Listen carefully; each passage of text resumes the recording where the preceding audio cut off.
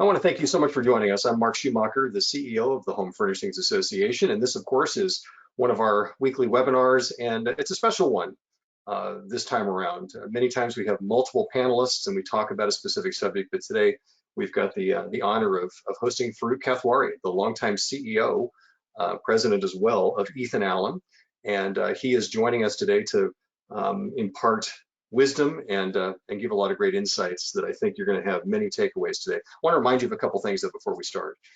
There is a chance to add some questions if you'd like. There's a chat box on the side of your screen, so if you have questions, they will be funneled to us. We'll do our best to get to them.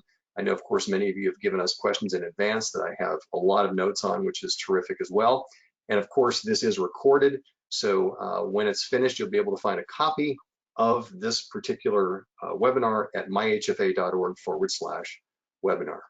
But without further ado, Farooq Kathwari, first and foremost, thank you so much for joining us today. Appreciate you giving us an hour of your time. Well, it's a pleasure. It's, Mark, good to be with you and good to have this opportunity of having a conversation. Well, I appreciate that. And you know, it's interesting. It's you're one of those people that for someone like me who's guiding the conversation, it's sometimes hard to know where to start because it's interesting that you have some very strong personal principles, hard work, resourcefulness, resilience, integrity, empathy, and then something that your team focuses on, or your 5 areas of focus, are talent, which certainly is a huge challenge for every retailer and manufacturer these days. Service, of course, the customer experience, the marketing, the internal, external, technology, and social responsibility. So there's just a wide spectrum here. But I really want to start us with sort of the breaking news, if I could.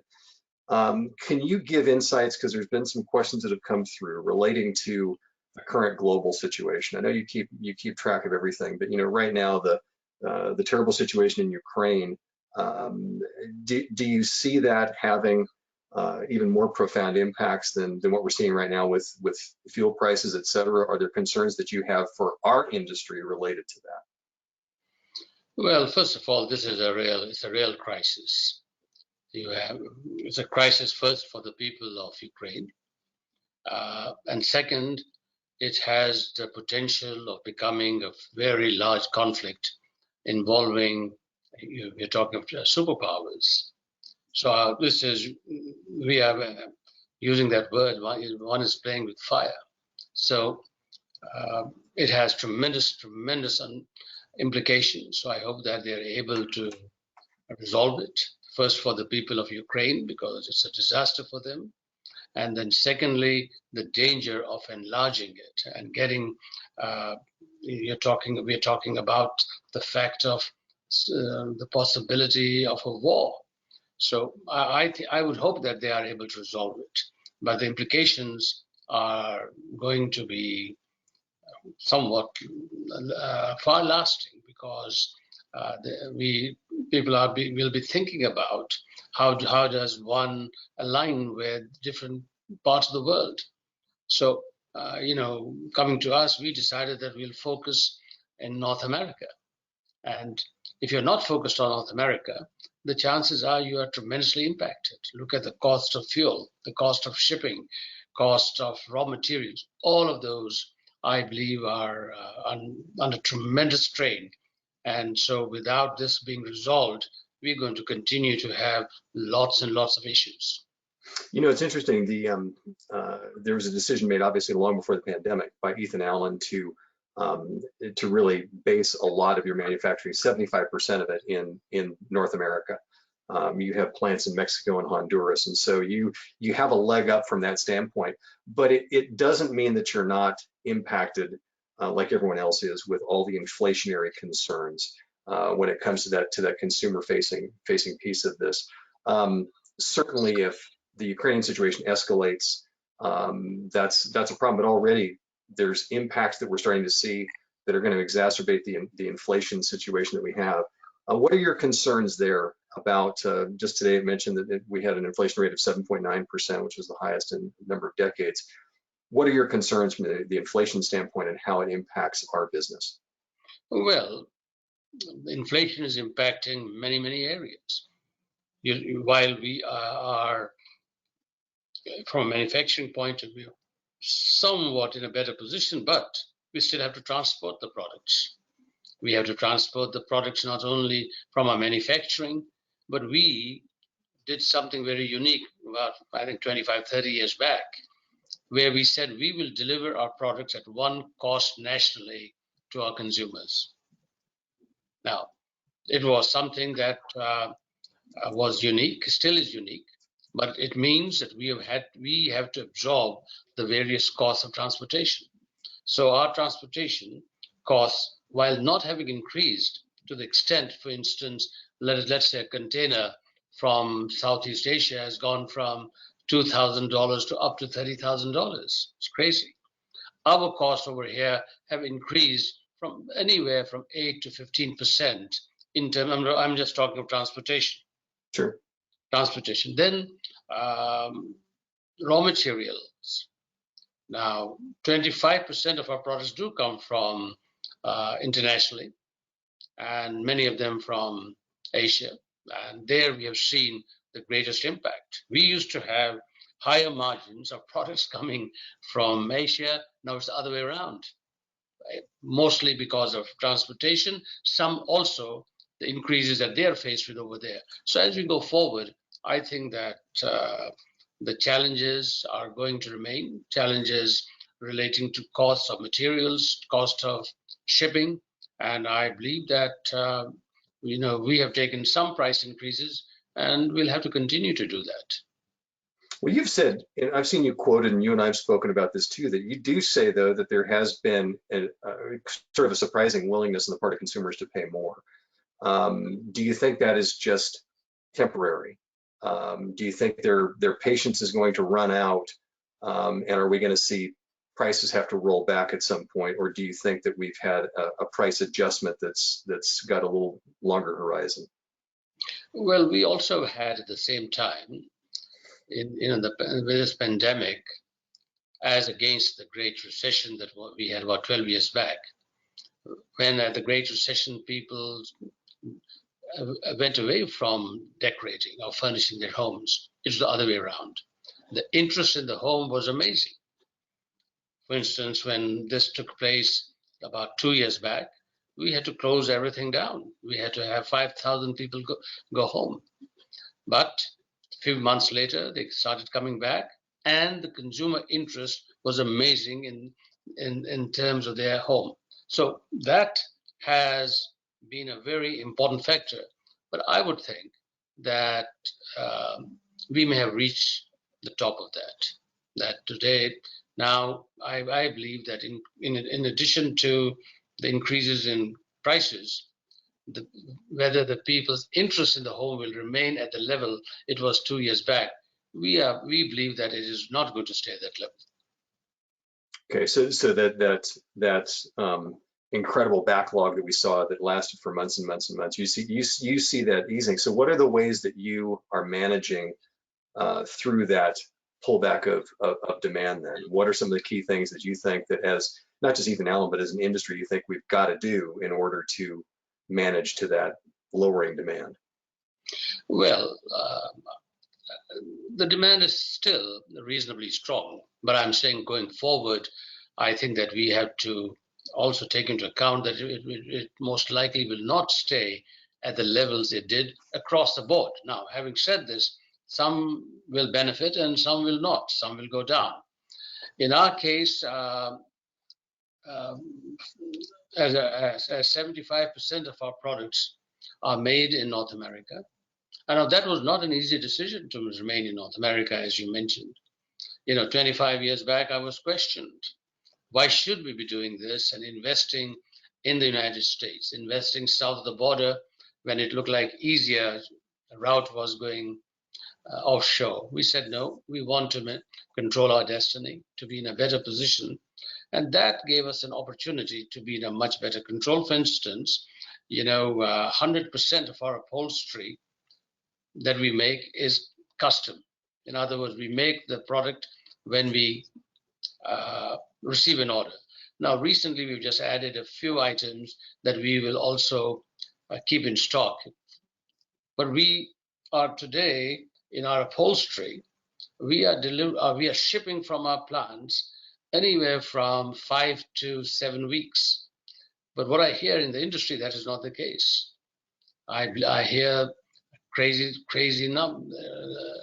dates, anywhere from 3 months to 7 months.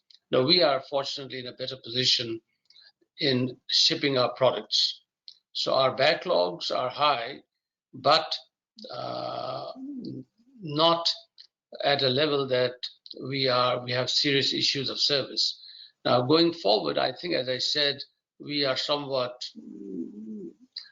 unique because 75% of our products we make when we receive an order. That's different than a lot of folks if they have to buy the products from offshore. You got to plan 6 to 9 months ahead of how much you're going to order.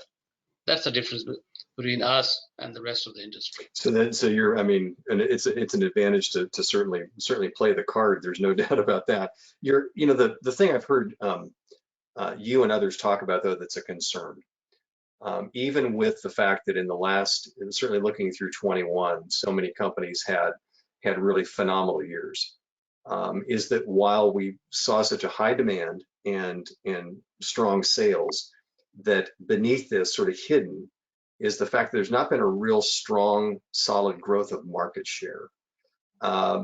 Is that something that is not being looked at enough for people to understand that the market share is really the foundational piece that everybody needs to stand their future on? How would you address that? Because I know that has been a concern for many people in your position. When you're talking about market share, you're talking about market share of consumers' dollars, or you're talking about market share of products in our industry? I would say, well, I'd love you to answer both. I mean, first and foremost, it is that percentage of that disposable income. Yeah. It's, that's a concern, especially when you just talked about the fact of feeling like maybe the attention of the home is backing off a little bit. So let's talk about that, and let's talk about within the industry as well. No, when I say it is possibly going to be lower, but when I'm talking about from extremely high levels. There has been a tremendous interest in home, and I think that will going to remain. Now, whether it's going to remain at the level that we've seen in the last 2 years, that's the question. I think that's still going to be strong. I think the interest in the homes is going to remain because there is such tremendous interest in home ownership, and people are buying and paying more. People are also interested in the fact that they want to upgrade their homes. Homes now today have become more of a place to work, to play, to live, rather than a number of years back, a lot of the rooms they didn't even use. So that lifestyle is going to remain. Interest in the home, I think, is going to be there. We are going to get more of the consumer disposable income in our industry.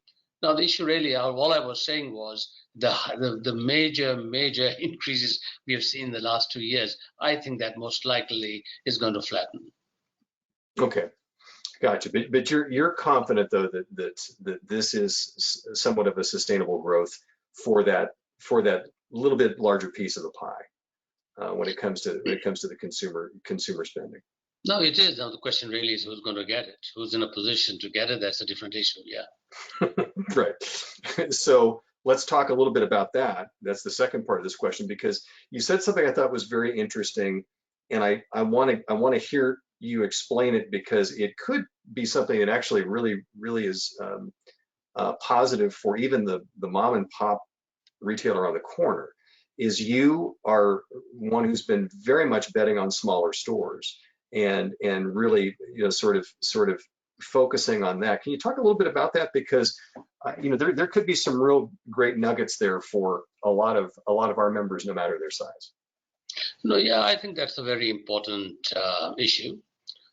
This is the greater issue is the future of retail in the era where today technology is playing a tremendously important role. We started many years back with 15,000 square foot stores. I'm now talking of 30, 40 years back, all around the country, Ethan Allen galleries. Mm-hmm. Then later on, we decided about 25 years back, no, they should be larger. We went to 20 to 25 to 30,000 square feet. Now, in the last 10, 15 years, a lot of changes have taken place. And one of the most important one has been for us, the combination of personal service of our interior designers and technology. That's critical. If, for instance, we didn't have that combination of personal service and technology, then the issue of having smaller stores or design centers would also be a challenge. We just opened a 5,000 square foot design center right here in Connecticut, replacing about a 15,000 square foot store that we have had for many, many years. People who have gone there and seen it feel that it is better than the 15,000 square feet for a number of reasons. First is the way we are able to display the products. Secondly, in our case, again, is somewhat unique that customization has given us an entirely different perspective of the size of a store. We have custom bedrooms. So on one wall, we can show 15 different options where we needed previously about 2,000 square feet to show it on the floor. Today, we can show one bed and the rest is a wall. Same thing in a dining room. Same thing in our upholstery. We have upholstery available in multiple options and finishes. So it's a question of a size is also related to the overall ability to create a business model, which is for us quite different. If you, for instance, were in a general furniture business that you showed what you sold, well, a smaller size is not going to be that easy. Right. Then second element is that, we are a interior design company. We've always been, much more so now. We have in our system close to 2,000 interior designers. Most of them work for us, full-time interior designers. And in the last few years, starting about 10 years back, we started giving them technology. And in this last 2 years, our interior design with technology, which is the ability to have 3D, virtual reality, be able to create and show their clients the whole design, whether in our design center or in a home.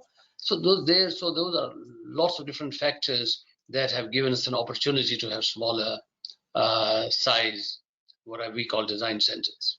So let me ask you this: for those listening to this who are smaller retailers who struggle with where to invest, how to invest, what would you say would be those two pieces of technology to put in the hands of their designers or sales staff that you think are a must to succeed regardless of their product mix? Just what are those things you think are foundational, because this would be helpful to them as they look to invest more?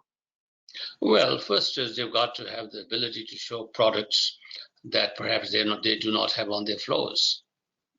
They've got to show different options. And then depending upon the caliber of their people, the ability to create the virtual designs for their clients so that a client can see what their room or home is going to look like.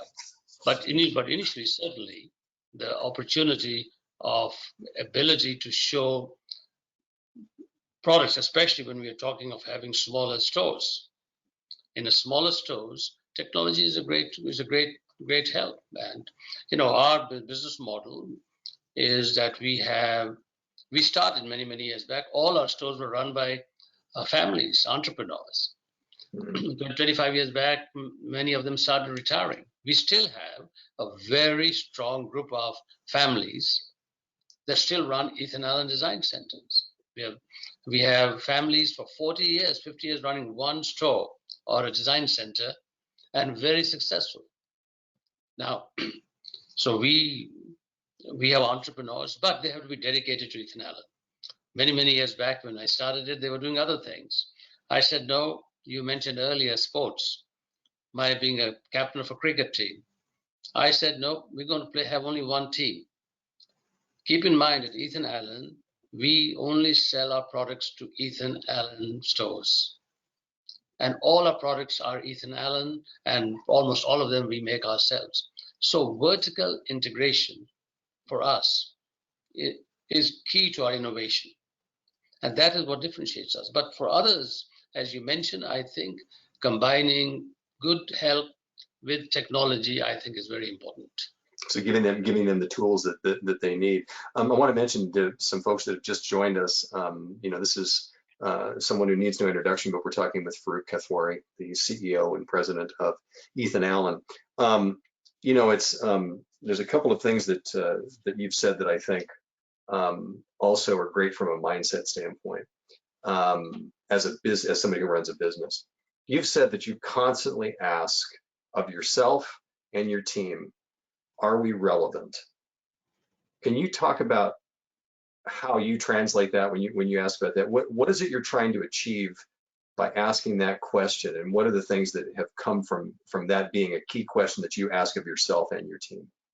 No, I think, Mark, look, Ethan Allen, we are celebrating our 90th year, and we have been around for 90 years, and we've been profitable for 90 years. We would not be around, certainly, and not be even profitable if you were not relevant. So there are two important things that I always ask, which is, are you relevant? Means, and also, do you have good health? Now, it goes from an individual to an enterprise. People ask me, I've been doing this for a long time. They ask me, how long am I going to be doing it? As you and I were talking about, Ethan Allen has only 2 CEOs in the last 90 years, and I'm just getting started.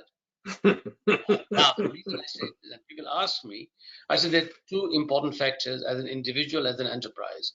First is you got to have good health, and second, you got to be relevant. For an enterprise, good health means you got to be financially strong. That's the health of an enterprise.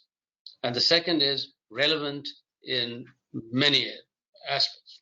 You got to be relevant in your offerings. You got to make sure that you understand what the consumer wants. So we started 90 years back as an early American colonial. That was very relevant for that time. Then 60s, 70s, 80s, 90s, every 10 years, 15 years, we've got to keep on changing. Today, our offerings are very relevant. I ask that question. We look at it to see what are consumers' attitude, what are they buying. So our offerings have to be relevant. Then, now to be relevant, you got to have a team that is relevant, people that are relevant. They've got to be, so we constantly have team members that are relevant in terms of their knowledge, in terms of their health, in their hard work. Now, you mentioned earlier, every Saturday I get about 50 reports. 50 reports. Now, they don't all report to me, but they all have to write about 5 things talking about our relevancy. The first thing is, they talk about is, and they write about it. They send reports. We have many meetings on this subject, is on talent. The talent is critical. You got to have talent that is relevant. They're good, knowledgeable. Second, they have to talk about service. And service is critical all the time, but today it's even much more so with the challenges we are faced with. Third is marketing. Now, marketing, we have a sawmill, lumber yards up in Vermont. They have to write about marketing. You would say, what the heck has it to do with marketing? But internal marketing is as critical as external marketing. Their marketing in their community is as important as, you might think of them on television. We have to market internally, externally. Then we ask about the fact of technology. What have they done? And technology is critical in every element. And fifth is social responsibility. Now, when you do all of these things, it gives you an opportunity. If we didn't do all of these things, we would not be around for 90 years and not be profitable.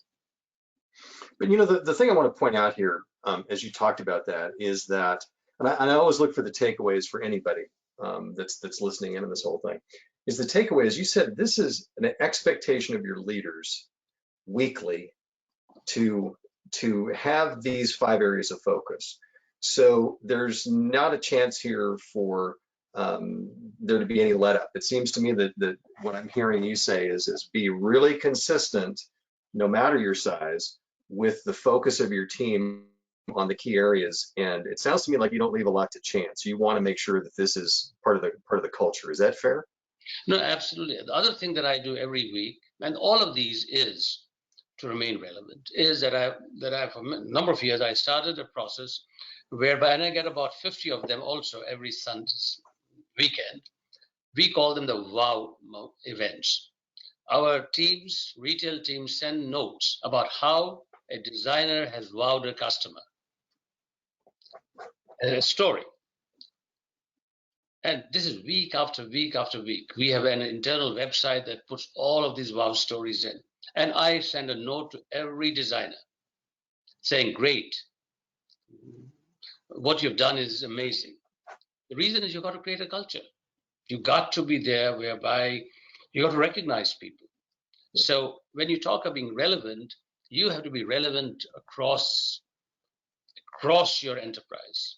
You've got to be part of it. You've got to understand what is taking place. Otherwise, if you're sitting somewhere in a nice room with not being close to what is taking place, you're not going to be relevant.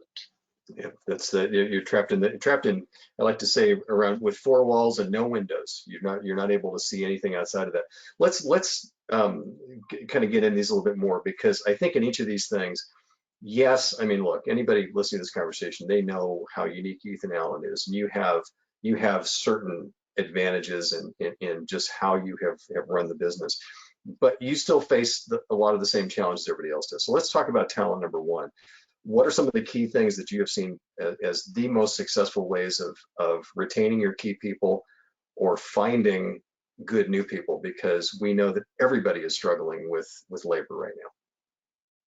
Yes, and this is across for us when we talk of talent and when we talk of people, we are talking of people from, I know that a lot of folks most likely that are listening, most of them are in the retail side.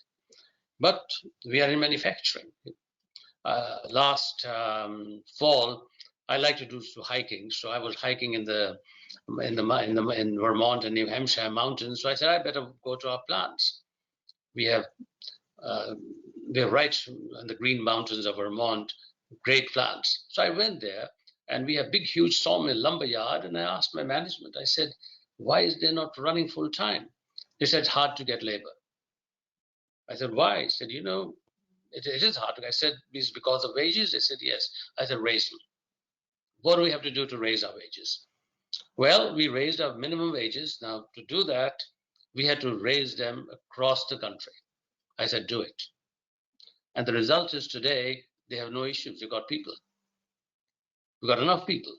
So it's a question of you have to take certain steps. Our designers in our retail, they do well and they get paid when they write the business, not when we deliver it. Okay. Same thing I did about 40, 50 years back. I used to, when I started with Ethan Allen, I used to do I had a joint venture to develop products and buy products. So I went to Italy, and great artisans, small operators, and they were in trouble. They said, all these big enterprises in America squeeze us to give them credit terms. That's what the buyers were told to do. I said, "Look, if you work for us, we're going to pay you as soon as you make the product." We still do it for 40 years later. Everywhere in the world, when they make the product, we pay them. Similarly, our people in the retail, we pay them when they sell, not when they've got to wait. You got to do all those kinds of things. When you do those things, you have a better opportunity of getting talent. And we have challenges too, but I don't think we have at this stage. We're in a pretty good shape. Well, and you also talked about things like this. You said wow events and these sharing of stories, and so it sounds like you're doing a lot to from that retention piece to make sure that people that are doing exemplary things are honored that way. And we know that's that's a great way for people to feel good about what they do. What about let's talk about the customer service side. You talked about providing technology, make sure that your teams have the technology in hand to help them. But clearly, even in a longstanding company like yours, I know there still are challenges right now with the customer experience and a lot of different aspects that have come up through the COVID crisis. What about that piece of it as well? Have you found that you've had to pivot a little bit, do some things different when it comes to that customer experience? And we'd just like to kind of get an idea how you've handled some of those nuances. Yeah, Mark, there are challenges in the sense that you got to have the ability to even be much more sensitive to the needs of the clients. We have many clients who have purchased a lot but not ready to take it. So you end up with a lot of products, sold product, made product. So we've had to accommodate people to take it, to wait until they're ready to take it. Now, as I said, the vertical integration has given us an opportunity to provide better service. Mm-hmm.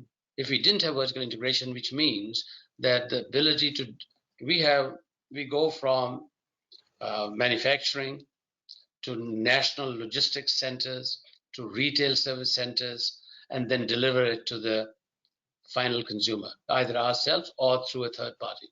But we control all of those, and they're challenged. We have more, in some cases, fair amount of inventory.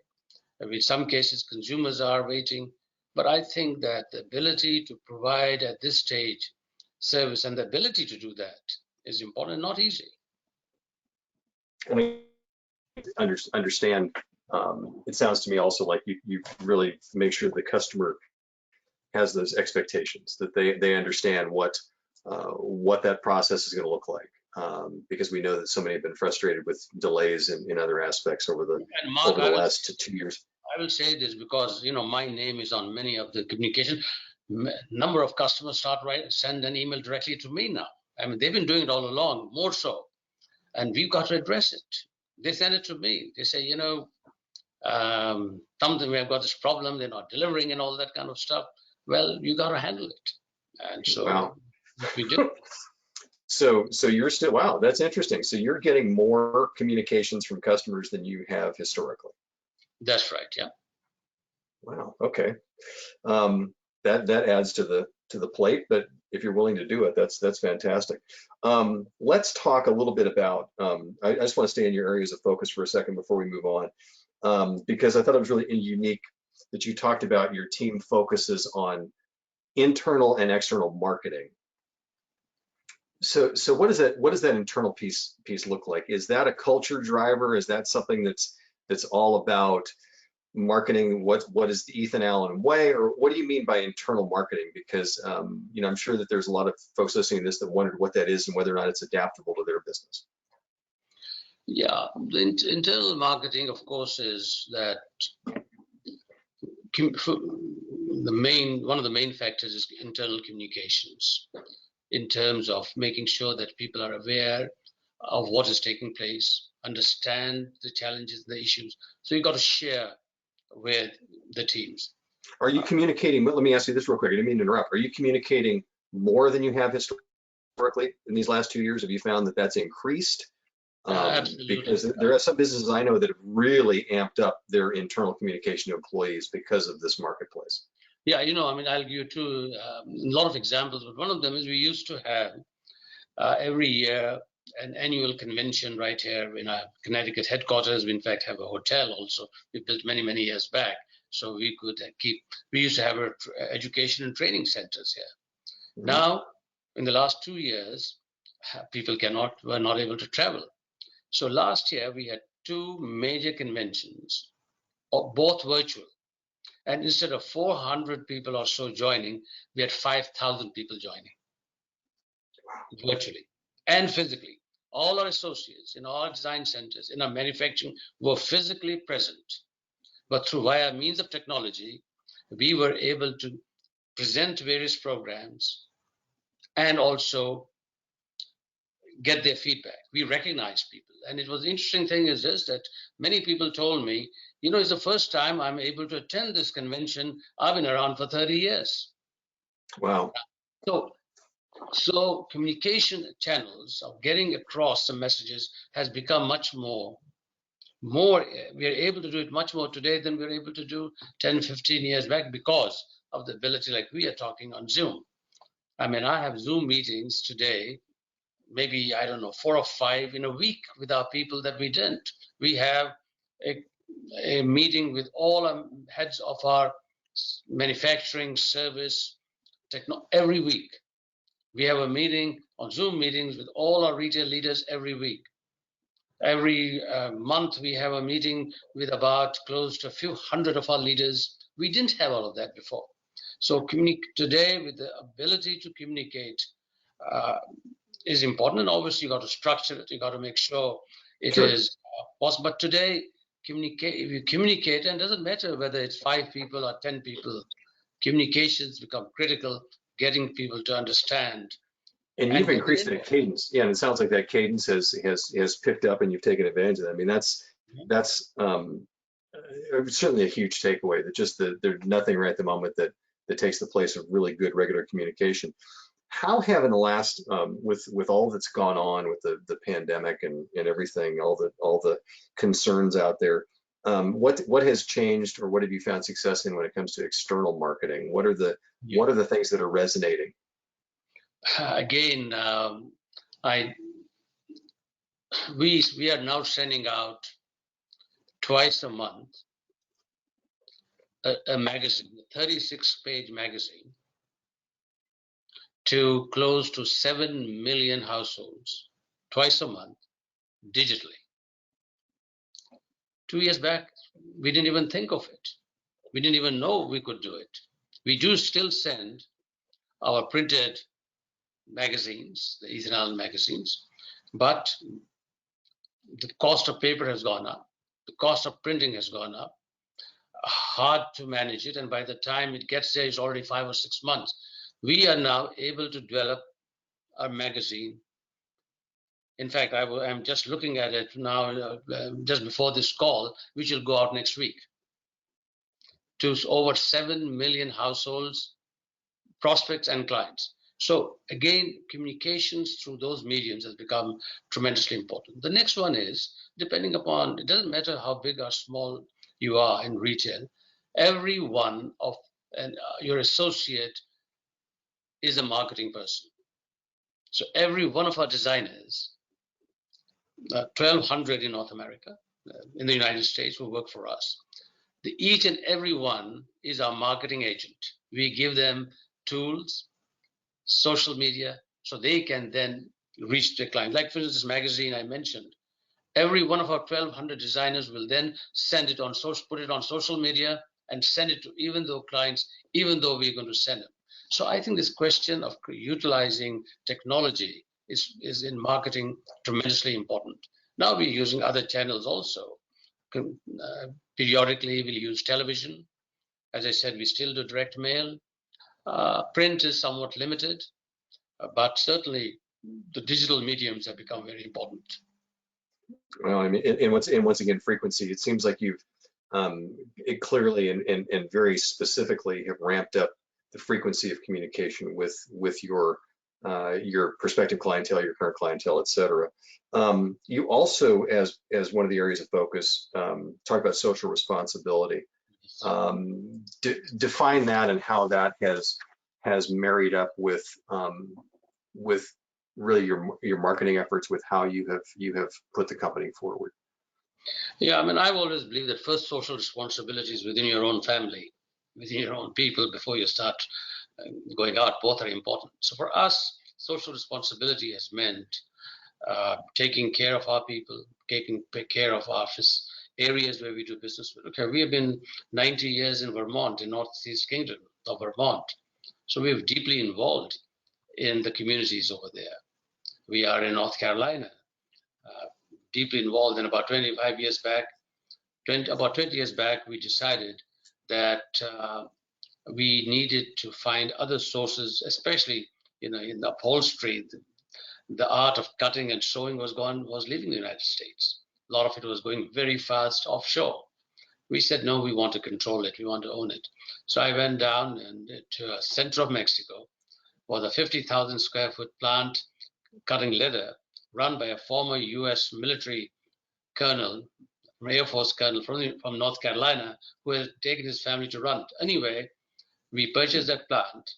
And I asked Jim, I said, what environmental policies do you follow? He said, we follow the Mexican law. I said, how about if you follow similar to Vermont in Mexico? They were shocked.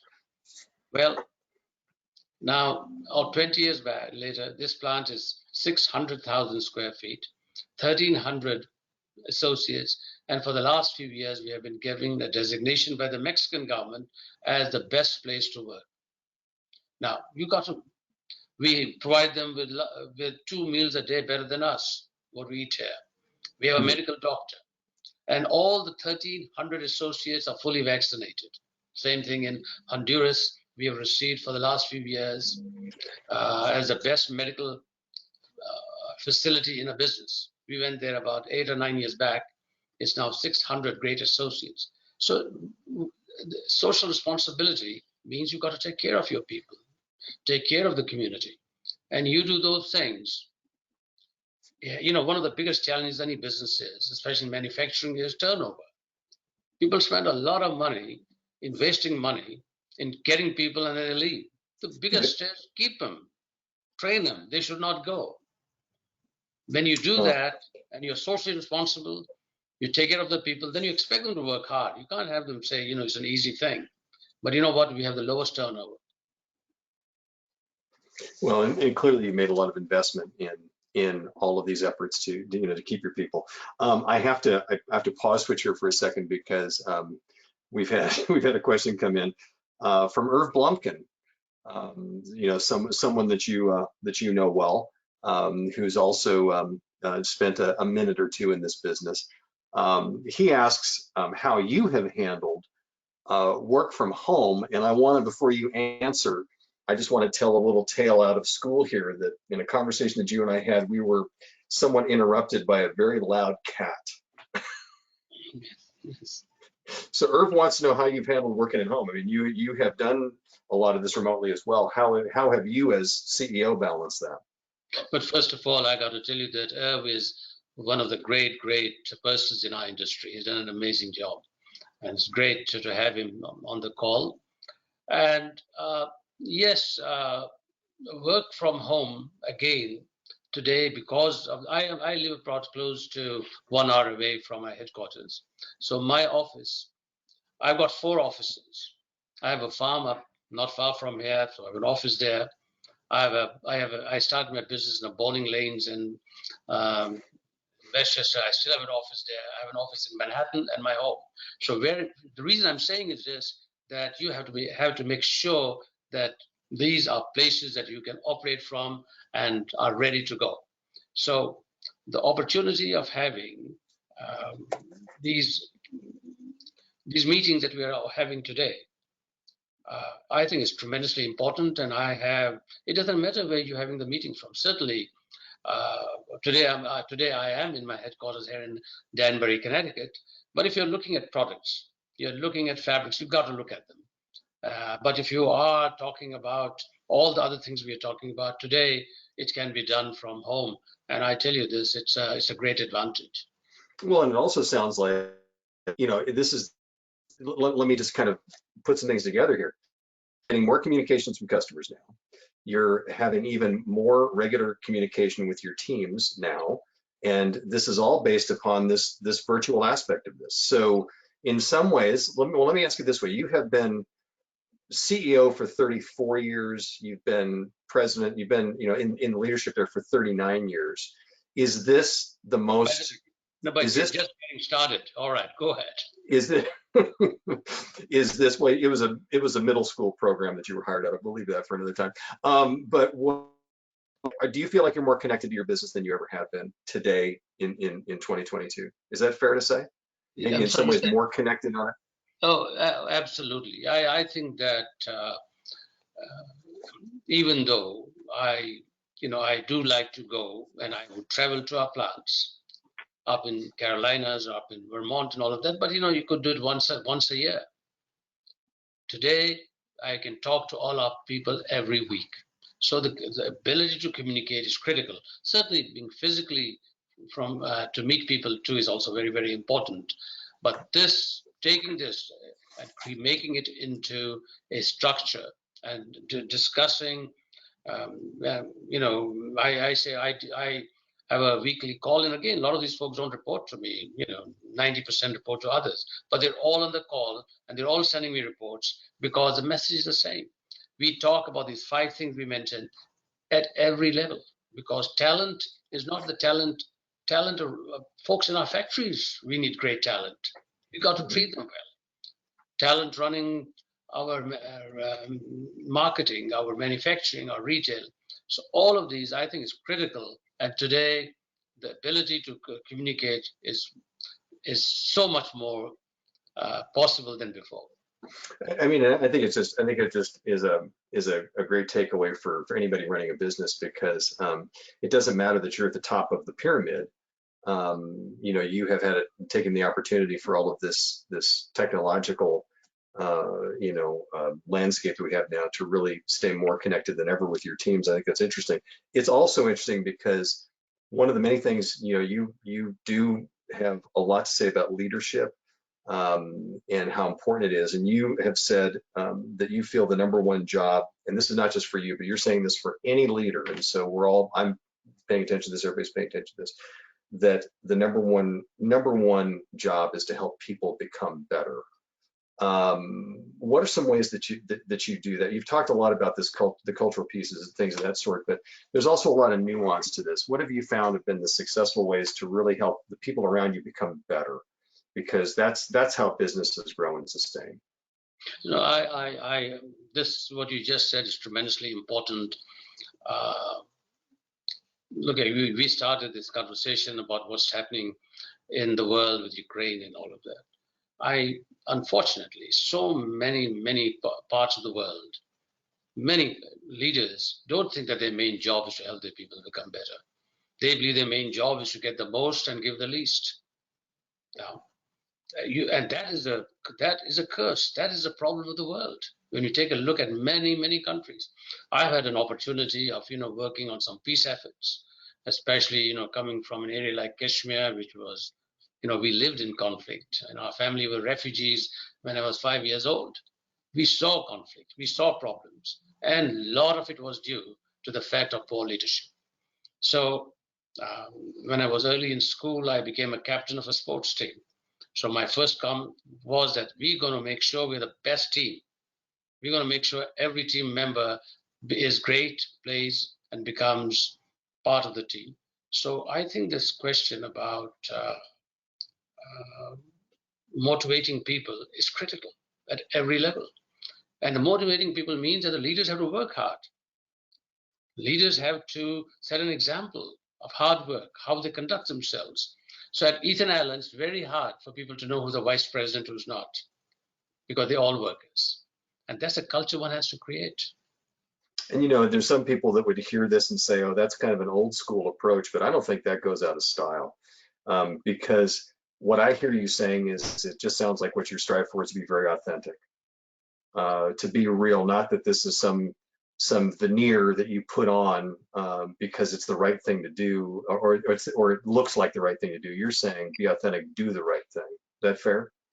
No, absolutely. And it's good for now. Having said this, then you may demand it, but it's going to happen anyway. People will work harder. When people take pride in what they do, you respect them, people work harder. And we are so blessed with people who work hard at every level, Now, there are a few that may not, but I've also, another important factor is, if 2% or 3% of the folks take advantage, don't treat the 98% because of the 2%. That, it's a very balancing act. No, 2% should not dictate how we treat the 98%. I love that. When you do that, things are okay then. There's another question that came in when we talked about the work from home. Do you have members of your leadership also still doing some remote work? Has that changed, or has everything else kind of gone back to normal? No, the interesting thing was this, that throughout the pandemic, we've had always people coming to our headquarters. Certainly, manufacturing folks had to work in the plants. In retail, also, most of the folks had to work in retail, although with technology they are able to work. But over here in our headquarters, if they are able to work from home, I have given the authority to our leaders to make that determination that if they're able to work from home and make sense for them and for the families and the children, let them do it. And so today, the folks who report to me, I've said to them, you can go and work from home 2 days a week. Just let me know which days you want to do it. And they do it. And they then make the determination. There are many over here. I haven't seen them for almost a year, but they don't report to me.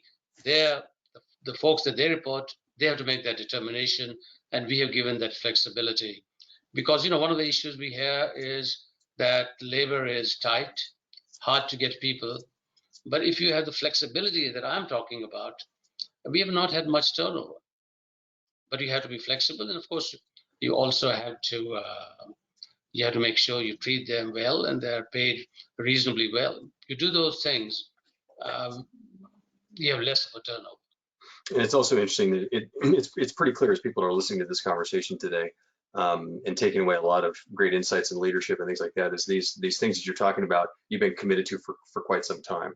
And it doesn't mean that everybody can have that kind of a legacy, but it sounds to me like you're just basically saying whatever it is you choose to do from a cultural standpoint, whatever it is, stick with it, because clearly you've adjusted. But it sounds to me like this has been, a pillar of yours for so long that now when disruption hits, you're finding that it's really something pretty phenomenal to lean on. All that investment that people might have thought was crazy years ago that you have invested in internally, externally, it's paying off. There's no doubt about it. And that's what I'm hearing as I read between the lines here. Would you agree with that? That you finally have said this is what we built this culture for? No, absolutely. As I said, when 30 years back, the fashion was to give up manufacturing right here. We said no, because we said we want to control. When there was and today, of course, that's a great advantage. Now, 5 years back, 10 years back, it perhaps was not a great advantage if you looked at it only from a perspective that you could do it cheaper, faster, didn't have to make investments. Like, for instance, when we had to go south of the border, we invested about $100 million. And we're a public company. Say, why the heck you're doing it? Go overseas. It's zero. I said, no, we're going to do it. Now, today, of course, it's paying off quite well. But we didn't do it because we did it long term. Similarly, the investments today in manufacturing, to manufacture anywhere, you have to have a tremendous amount of technology. When I started going to offshore 20, 30 years back, they had better technology than we do because it was newer. Our technology was old. Our manufacturing was outdated. Today, we are in pretty good condition because we've invested a great deal. If we didn't, we wouldn't be around. And it's important to point out, too, that while two very different things, while COVID and this current crisis in Ukraine are two different things, they are a disruption. And so the things you're talking about are preparing your business, no matter how big or small, for what the next disruption might be. These are safeguards against it by how you do business, how you treat your people, all of the above. We've got just a couple more minutes, and I wanted just to focus on one thing here. I mentioned at the beginning that you have your 5 personal principles: a commitment to hard work, resourcefulness, resilience, integrity, and empathy. A lot of these have been filtered through our conversation here today. Certainly empathy, integrity, resilience, hard work. Talk a little bit about, just finally here, because I think this is a piece that's so important during this disruptive time, about resourcefulness. Define that for the rest of us so that we understand why that is such an important principle that you are committed to. I think resourcefulness is, to me, also related to being relevant. Relevancy becomes very important. If you're not relevant, you'll be very resourceful and not going to help. you can put a lot of your resource in the wrong things. So relevancy becomes very important at every given time. Then if you're relevant, then you can put your energy and resources behind it. So we all have to say to ourselves, we ask ourselves the question, are we relevant in our offerings? Are we relevant? You earlier talked about the size of our stores. You talked about the fact that are we relevant in our manufacturing? Should we be doing it here? These world problems, of course, certainly it is somewhat of an advantage right now, but relevancy is tremendously important, and that impacts every element of the work that we do. I mean, that's an interesting question that perhaps others that are listening to this can think about going back and just asking that question of their own business. So it's very clear. You made it very clear that that's the filter that you see everything through. And so you're saying that once you understand what that's all about, then the resourcefulness that you focus on is really about, okay, now how can I take what we have here and turn it into something successful or continue to be able to sustain our success. So are you always looking for those nuances? I mean, it sounds so much about Ethan Allen, 90 years. We've done things, very, very specifically in certain aspects, but it sounds to me like there's also a bit of agility here as well when that resourcefulness. Absolutely. Mark, to be relevant, you have to have agility. You cannot be relevant without agility. Relevance also means giving things up. You be willing to lose. If you only think that you got to win, no, you're not going to happen. You've got to be willing to lose. You've got to be willing to constantly challenge yourself as an individual, challenge yourself in all elements of the business. Now, we try to do it. Not that we do it everything as right as we could, but you have to try. And still, I wish I could do a lot more things, but we try to be as relevant as we can. I think, and I'm just going to throw this out here. I mean, I know that you are generally speaking a shirt and tie person, but I'm thinking you got to have T-shirts for the whole team that just say we are relevant. Just ask us, we are relevant. No, I wore a tie today. You know that. That's right. Well, before we go, I just want to mention just a little bit of housekeeping. I think we have a slide we can bring up here. I want to just mention to members that are taking part in this today that as a thank you, we have this challenge code, March HFA3. This is for those of you that are part of the Synchrony Ignite platform. This is a great way to motivate your team. If you don't know about it, go to igniterecognition.com to learn more. But make sure that you take this down. And I also want to just point out that Farooq, I know that you are sought after for speaking.